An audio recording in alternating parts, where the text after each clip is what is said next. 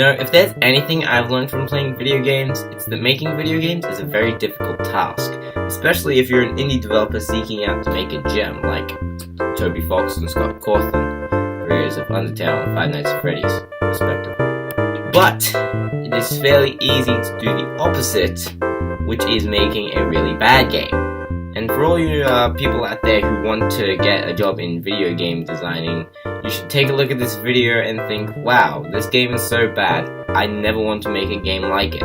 And that is why I've decided to start this sub-series, I guess you'd call it, I like to call Where Did It Go Wrong? Where I look at a really bad game and see what went wrong during the development process and give my verdict of if it's still good or bad. But most of them will probably end up being bad.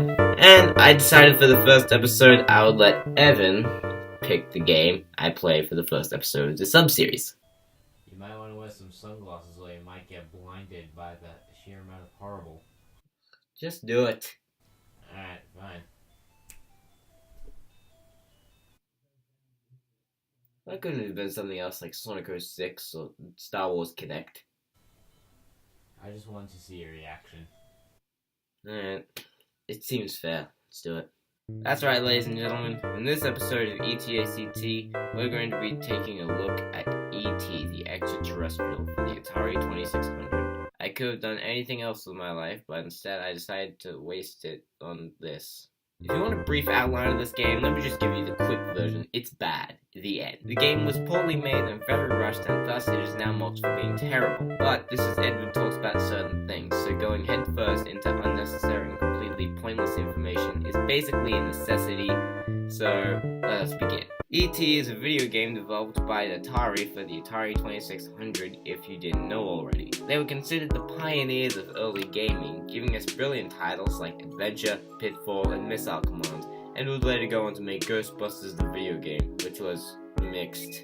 But before Ghostbusters and after Adventure, Pitfall, and Missile Command, they released this game in 1982, and it is just a giant heaping serving of trash, am I right? In fact, it is so bad that it was once considered one of the biggest commercial failures of all time, and one of the worst games ever made. In fact, it single-handedly caused an event that the game community and myself likes to call the Great Gaming Crash of 1983, and because of this, they buried all unsold copies of E.T. and other Atari titles in a landfill in the New Mexico desert. You can't make this up, I am not kidding. This also marks a very special episode of ETACT, as this is going to be the first time that Eddie Plays Games actually plays a game on the channel. So now you can't say I don't play video games on this show because I'm playing E.T. for Atari. Why do I do this again? To be honest, the film directed by Steven Spielberg is considered a gem by many, including myself. I mean, seriously, I came out of the goddamn 80s myself.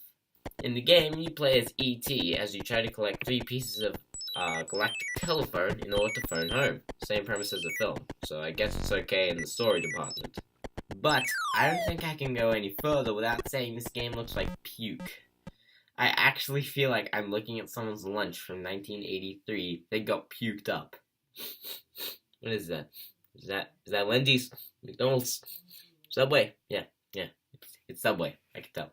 Yeah. Once you collect all the telephone pieces, you have to make your way to a certain screen and then use the phone.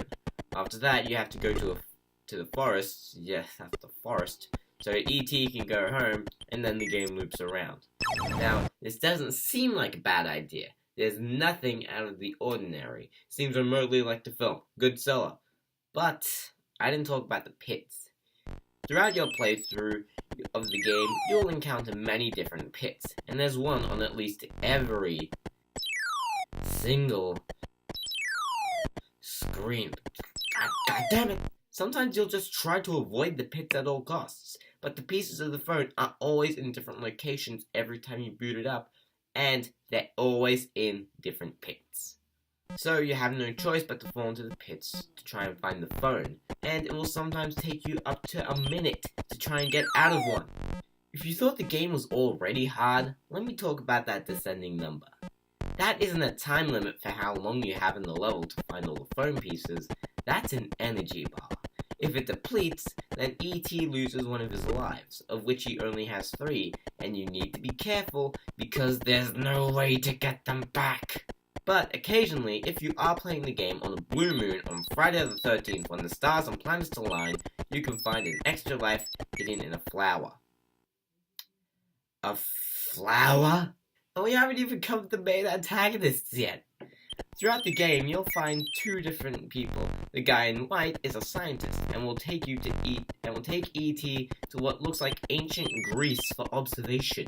And the guy in brown is an FBI agent. And if he finds you, then he'll take one of your phone pieces or pieces of Reese's Pieces. I'm not gonna lie, this game is actually killing me.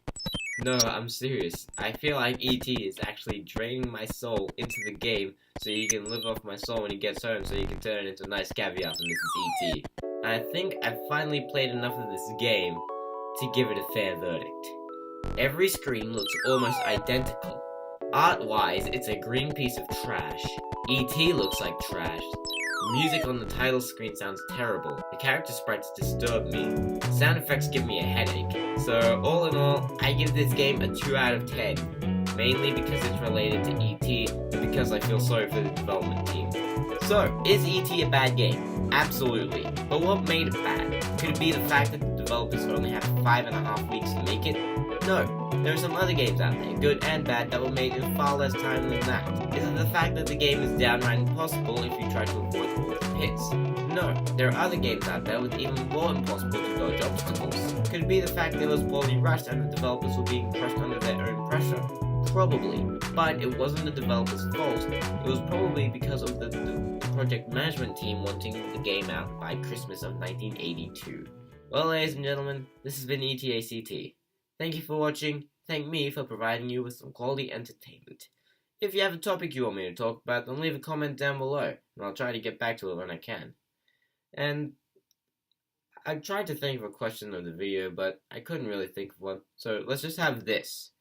What game do you want me to talk about in the next episode of Where Did It Go Wrong? Again, thank you for watching. I'm Eddie Plays Games. Peace!